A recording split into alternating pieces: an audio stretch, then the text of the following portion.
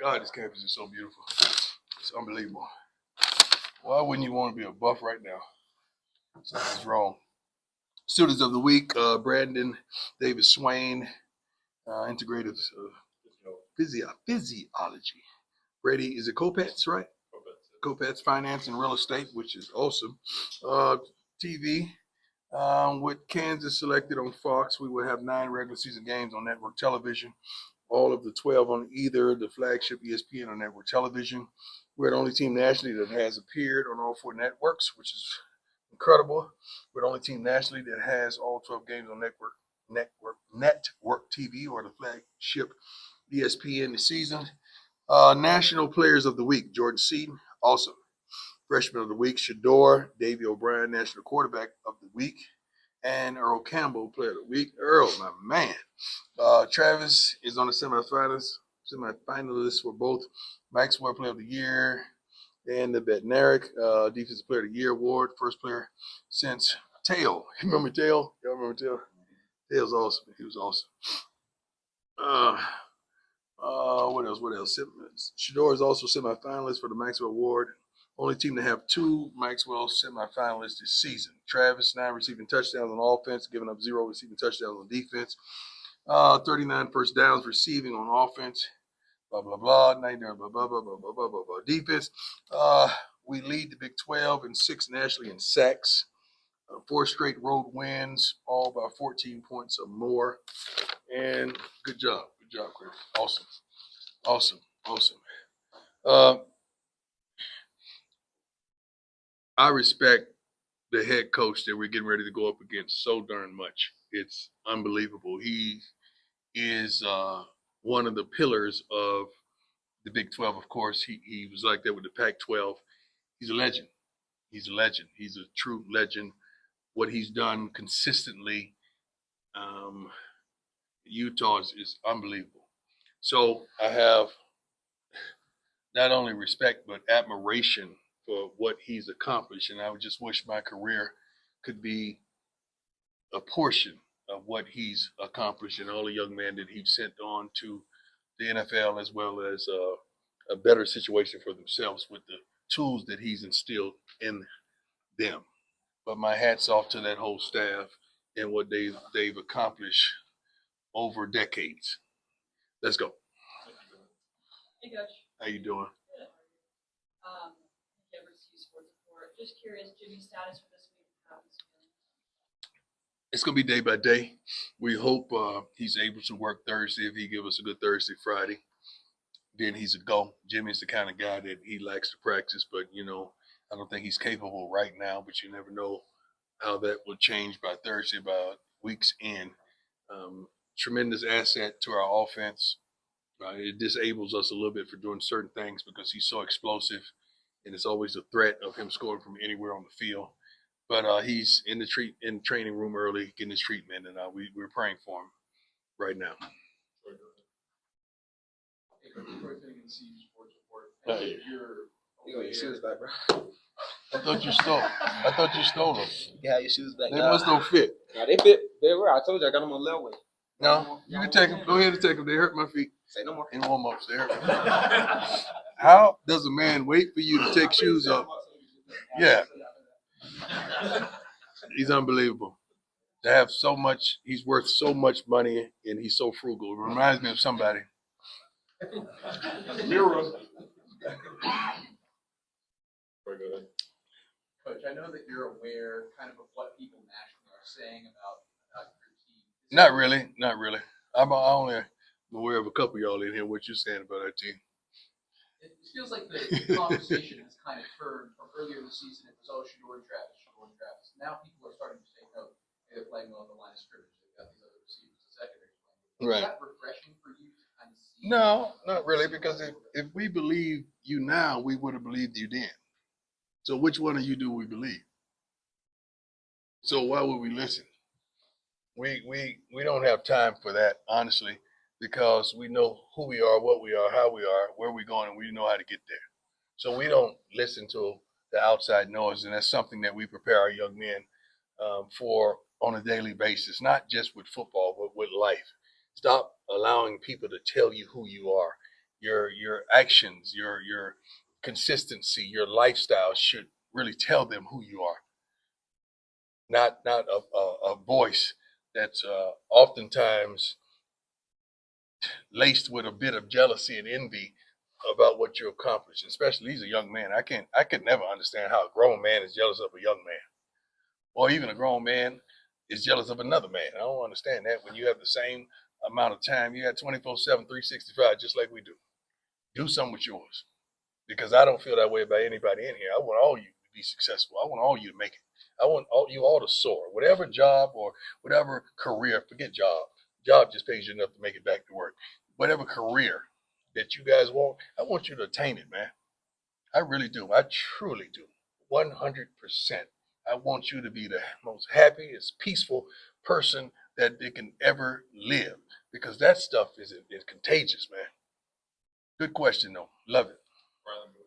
Coach Brown's goals for Ralph Report. This has been a historic season for the program, and things are only going to start getting crazier with big news coming this week. Mm-hmm. I was just curious how often you get a chance to take a step back and take in the magnitude of what you've done here, and how things have changed in the last I never try to take a step back. I try to take a step up.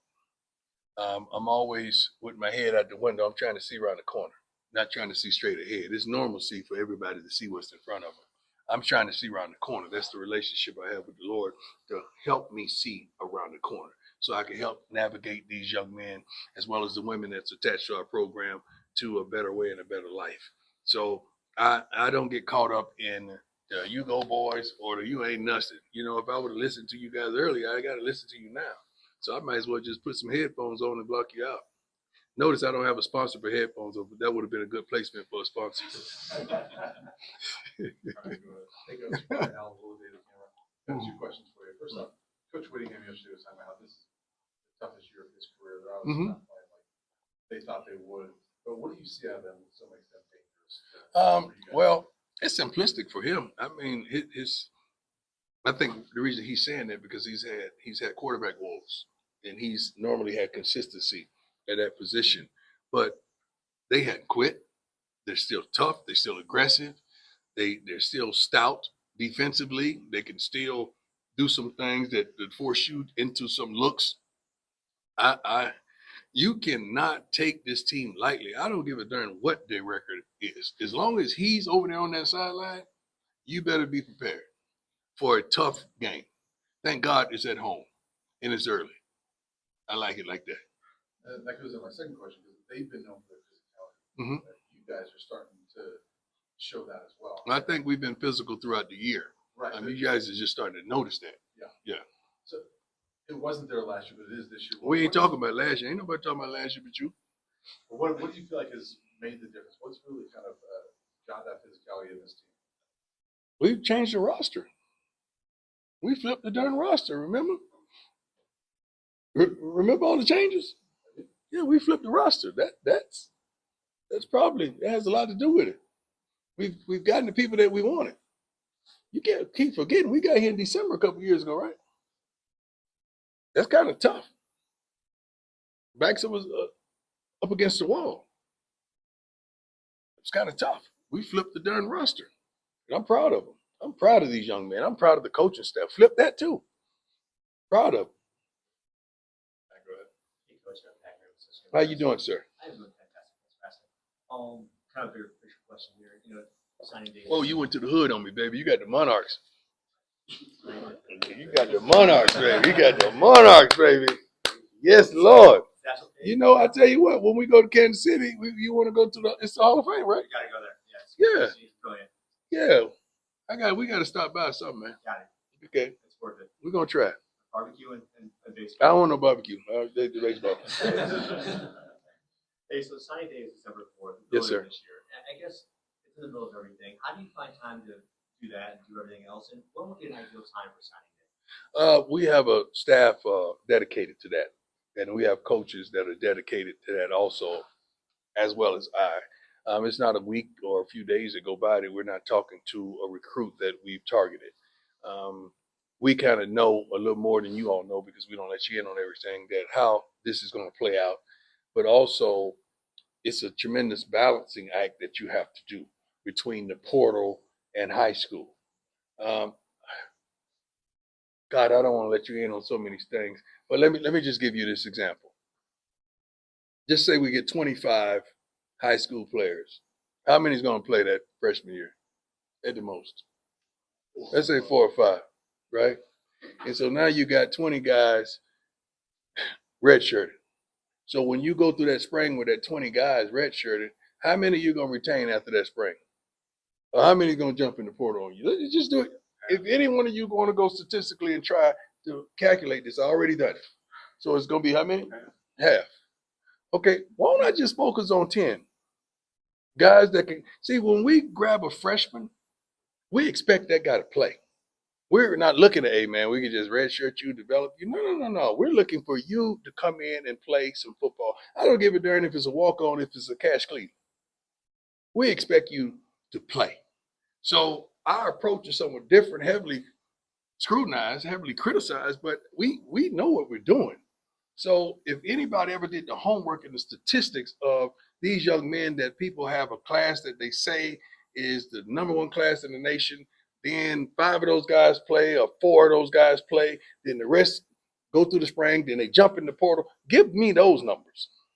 Don't give me the numbers of where you rank nationally recruited, because it's like an NFL team. You always say who won the draft. Then the team gets killed all year. You don't say nothing else about it.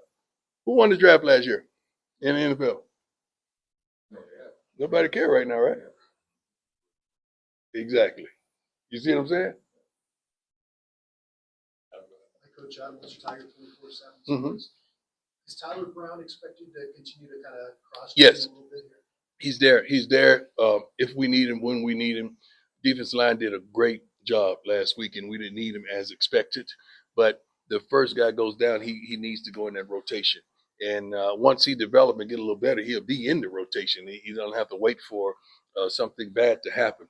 The guy played his butt off offensively. It's amazing that. I think one of his best offensive games was last week, and he spent time all week long playing both ways. But I'm proud of him, 100%. I'm proud of that entire line. Keeping guys off Shador, and you know the formula. We give him time to throw. We got a great chance to win. Is there a chance we could see Shane Coates again this season? Yeah, you're definitely going to see him this season. Yeah, I don't know about this week, but you're definitely going to see him this season, especially with the Shane Coates I know. Jack Harlow. Wondering if you had an update on Gilbert Walker and just how he's doing. Is he back home now? Yes, he's doing well. They just sent him some packages and some things that were needed, and he's doing well. Hey, Coach, Scott Proctor, DVR. How you doing? Obviously, a handful of guys in their final. Was he on that show with y'all? I thought I saw him. You did good, man. Did good. How's it working with Neely? It's an experience. It's just experience. Well stated. Well stated. Obviously, a handful of guys on this team in their final year of eligibility. There are a lot of young guys, freshmen, sophomore, Yeah. in big spots. What do you think that says about kind of the direction of this program? Well, I like where we're headed. I like where we're trending. I really enjoy the thought process of us getting better and better. It's not like we're digressing in some areas. I think we're getting better and better as time goes on. You're right. We have several defensive linemen that are moving on. We have, I think, 3 receivers that are moving on, 4 including Travis. But we've made the necessary projections and thought processes of the recruits that we're bringing in, and we know what we're going to get out of the portal. Maybe not the persons, but we know at this position we're going to go grab a couple mature young men out of the portal, and we've already have this thing mapped out. I mean, not only for this year, but for the year thereafter. So we're kind of thinking ahead on these things. These are the kind of things that I've shared with the best darn. I don't even know how to describe Rick. One of the best men that I've met that has given me a tremendous opportunity. But we go over these things with Rick tremendously well before. Not that he asked me to, but I just want him to know where we're headed with personnel. Just follow to that. One of those young guys, Cash Cleveland, I know you're excited about Mhm. taking this opportunity last week. His performance, is that something that kind of solidifies in this kind of starting center? Or is that going to continue? Yeah, it's going to always be an ongoing competition with everybody, not just Cash. But he's performing. He's been consistent. He's grading out wonderfully, and he's not making many mistakes. The main thing is to get the ball to the quarterback. That's number one, and we got to do that consistently. We can't have hiccups in the midst of that. But Cash is doing a great job. We definitely Hank is Hank. I mean, Hank is still a great football player. We feel, but it's a battle. We would like to have that with every position. That thought process that there's another guy that's just as good. That's going to challenge you for your job, and depending on how the week plays out, that's the guy that's going to start. That's what we are in that position. Two more, Brady, go ahead. Coach, Brady being number 7, quick one from you. You mentioned the success of your defense, Mhm. specifically Arden Walker. What has impressed you about him so far? Don't give up. He's been labeled a starter, second team, third team, not even in the rotation. But he never gives up. He's relentless. He practices his butt off. Never is a ignorant person to talk back and lash out at the coaches. Always on time for everything. He's never on anybody's list, late list, this list, discipline list. He's a pillar of consistency, and he's learning the game day by day and understanding the expectations that we have for him. And I'm really proud of him. Not football related, but Miss Peggy turns 100 next week. What has she just meant to you in this program? Everything. Miss Peggy, in her own tremendous, loving way, she gives all of us hope. She gives all of us that unspeakable joy, that love, that respect. You know how many decades that we're apart, but we still found one another? I thank God for that. And just the little things she whispers, that's the remembrance of certain little things that she may say. Just her asking me about my mother. I told my mother the other day, Peggy would beat you in the 40. I'm telling you. But she's going to get out the hole. I know she's going to get out the hole, and you're not going to catch her. I said, you got to get up and get going now. Hey, come on, Peggy. High stepping on you, Mom. And I mean, I was dead serious, too, because Peggy is just, she is like that, man. I mean, she gives me so much energy every darn time I see her. And you guys thought I was joking, man. I was really dedicated to get Peggy to a bowl game. Now we're trying to get Peggy to the game. Yeah, it was a bowl game. Now it's the game. Thank you. Great question. Last one, go ahead, John. And she looks good in my shades. Coach John Treach. Your former coach, Barry Switzer, always used to say, it's not about the X's and O's, it's about the Jimmys and Joes. True. You pass that sentiment down to your guys that have more firepower down the stretch? Well, it's about both to me. The Jimmys and Joes are certainly the focal point. Then it gets to the X's and O's. We have a couple coordinators that are really good, And sometimes you guys are, you like giving Pat the credit that he deserves. Pat is unbelievable. Maybe because he had a stint in Denver, which Jesus of Nazareth couldn't have turned that around at the time. What he had to work with, God bless him. But Pat has been incredible, and I love him to life in his relationship with our players and the way he challenges them, the way he challenges the staff.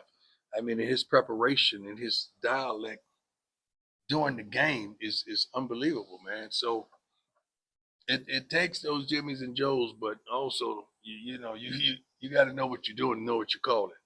And we have a tremendous relationship with the coordinators, with the staff, with everybody that's inside the building that's working to make this program a powerhouse. Thank you all. God bless you.